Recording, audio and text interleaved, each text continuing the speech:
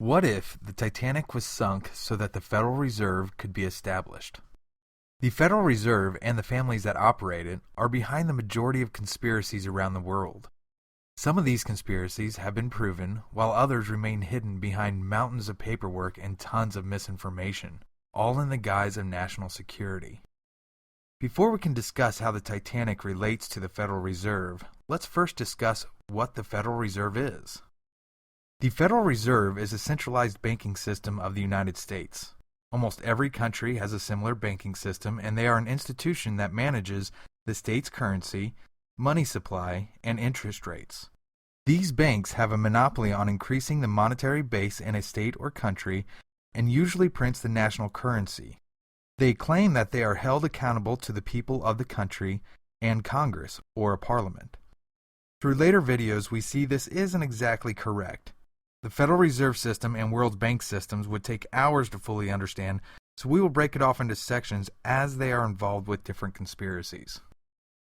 In this video, we will discuss why the Federal Reserve was so important to get established in the United States, who all oppose the centralized banking system, and finally, how the Titanic is involved. First, let's answer the most important question. Why does it even matter? And how does this affect me today?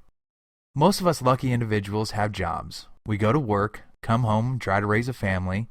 We do our best in this short life so that we can give our children a better life than we ever knew. All the while, you have a select elite group trying to tear that away. They are trying to take our future, our children's future, and use it to better their own lives. These people have a void in their soul, and the only way they can fill it is through destruction of others.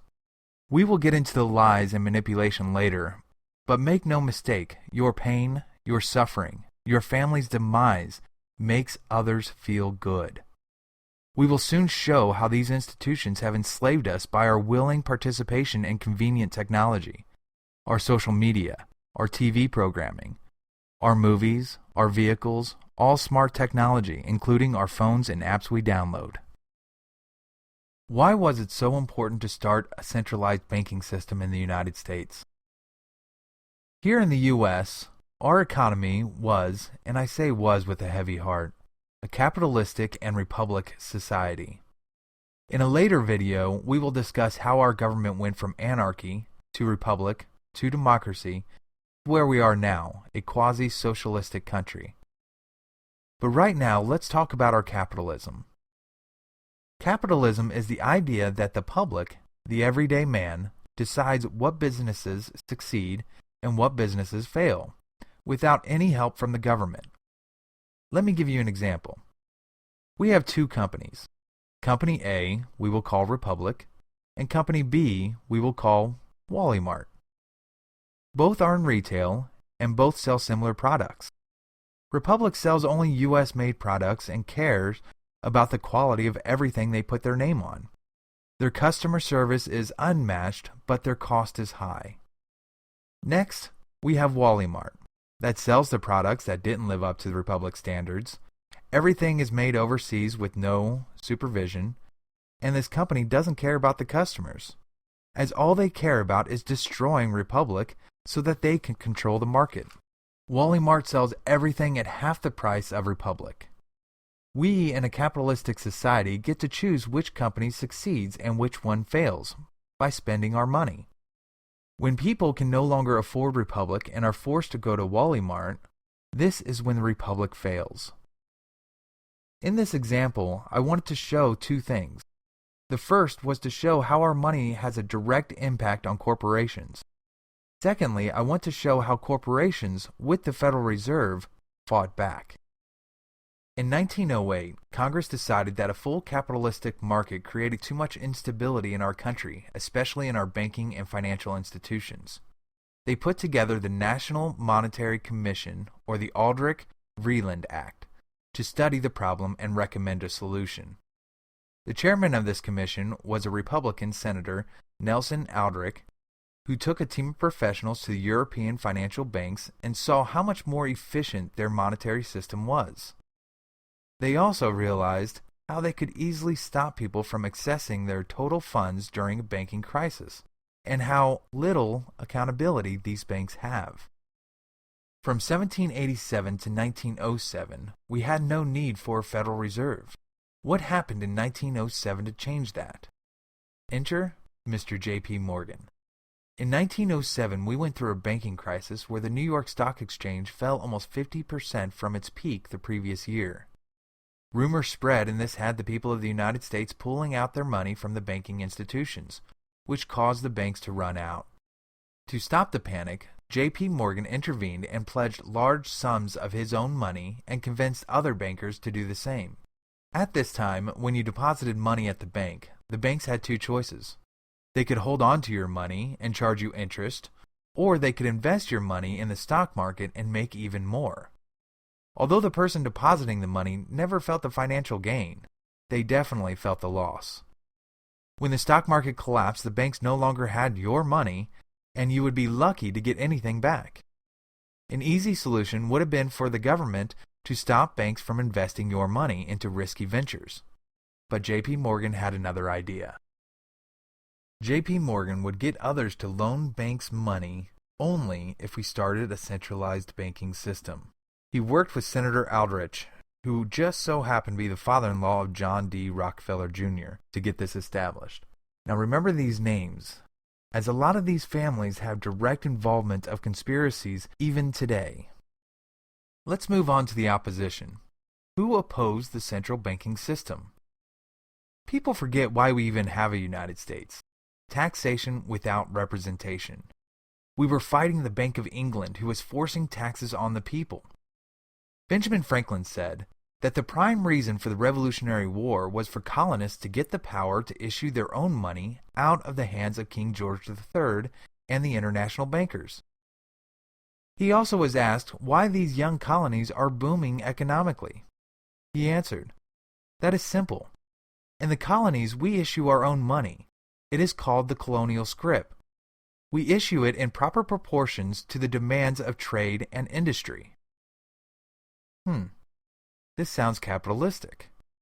In 1781, Alexander Hamilton established the first central bank, the Bank of America, way back when this bank was still American-owned. Currently, the Chinese operate this bank. International banks saw that interest-free scrip would keep America free from their influence. Hamilton was for the Centralized Bank of America, but warned what would happen if the international banks gained influence. Napoleon Bonaparte once said, "When a government is dependent on bankers for money, they, not the leaders of the government, control the situation. Since the hand that gives is above the hand that takes, money has no motherland.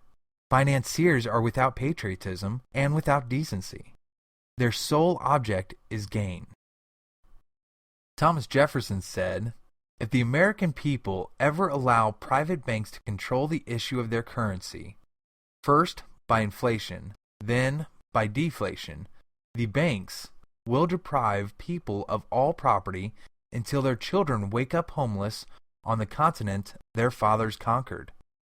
The issuing power should be taken from the banks and restored to the people." In another quote, he said, "I believe that the banking institutions are more dangerous to our liberties than standing armies." James Madison said, "History records that the money changers have used every form of abuse, intrigue, deceit, and violent means possible to maintain their control over governments by controlling money and its issuance." Andrew Jackson says, "If Congress has the right under the Constitution to issue paper money, it was given them to use themselves, not to be delegated to individuals or corporations."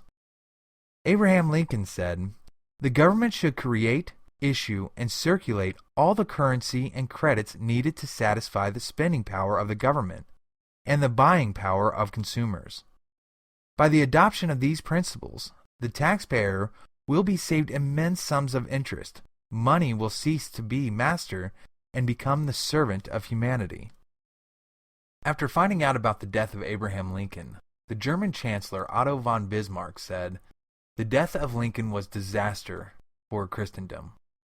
There was no man in the United States great enough to wear his boots, and the bankers went anew to grab the riches.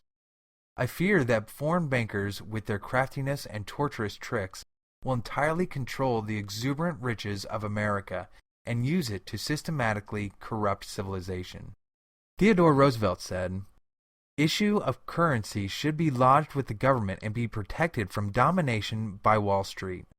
We are opposed to provisions which would place our currency and credit system in private hands."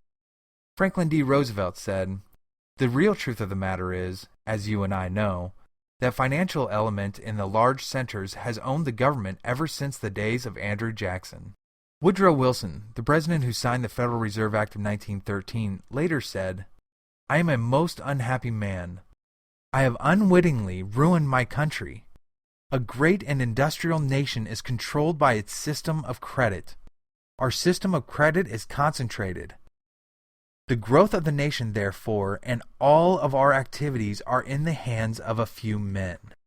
We have come to be one of the worst ruled, one of the most completely controlled and dominated governments in the civilized world.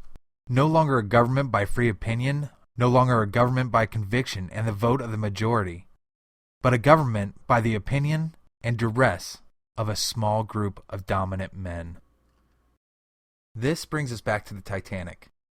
In this part, I will share other conspiracies, but please note that there is no proof of these people opposing the Federal Reserve. But even if they didn't, they were still major competitors that needed to disappear for complete control. It is said that John Jacob Astor, Benjamin Guggenheim, and Isidor Straus were on the Titanic to return home so they can oppose the Federal Reserve Act. These three, along with J.P. Morgan, were the richest, most powerful men in the world. The four men had the net worth of almost $300 million, or over $7.5 billion today. So let's say that these three that died were not coming home to oppose the Federal Reserve Act. Let's say that they were for it. Then the control would be in too many hands. So whether they were for or against the central banking system, it doesn't even matter. They were, at the minimum, major competition. The problem is that these men were very well protected and very difficult to get to, so a plan had to be devised. Let's go back to the Titanic's foolproof rescue operation. Remember when Captain Lord from the SS California kept asking for the color of the rockets? Well, what if white signals meant for them to not rescue, and another color meant for them to rescue? Now, the SS Californian was quite a bit smaller than the Titanic. Actually, it could only hold about 57 passengers. Taking into account the cargo hold, and also taking into account the other ships were on their way, they could have only saved another 300 to 400 more people. The problem is that if this many were to be saved, first-class passengers would be at the top of the list, and these three men would have potentially survived. J.P. Morgan owned the International Mercantile Marine Company, which owned White Star Lines and Leland Lines. White Star Lines owned the RMS Titanic, and Leland Lines owned the SS Californian. J.P. Morgan was in charge of both ships. J.P. Morgan and most of his acquaintances and business partners were scheduled to be on the maiden voyage of the Titanic, but they all canceled at the very last minute. We may never know if Isidor Straus, Benjamin Guggenheim, and John Jacob Astor were coming back to the United States to stop the Federal Reserve. But we do know one thing. It was very beneficial to J.P. Morgan. Almost every conspiracy directly involves the centralized banking industry, and this will lead directly to World War I. I leave you with a quote from one of the elite families. "Let me issue and control a nation's money, and I care not who writes the laws." Mayor Amschel Rothschild, founder of the House of Rothschild. Thanks again for watching, and please subscribe so you can see what if the Federal Reserve started World War I.